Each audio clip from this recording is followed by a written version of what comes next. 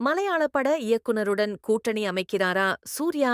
நாயகி பாலிவுட் பிரபலமா? சூர்யா தமிழ் சினிமாவில் கலக்கிக் கொண்டிருக்கும் பிரபலம். கடைசியாக இவரது நடிப்பில் வெளியான ரெட்ரோ திரைப்படம் பட்டி தொட்டி எங்கும் கலக்கியது.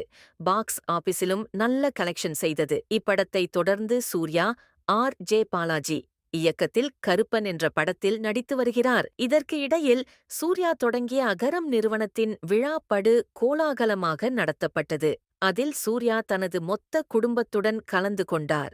சூர்யா அகரம் செய்த சாதனைகள் நிறைய ரசிகர்களால் பேசப்பட்டு வந்தது. இந்த நிலையில் சூர்யாவின் ஒரு புதிய படம் குறித்து தகவல் வந்துள்ளது.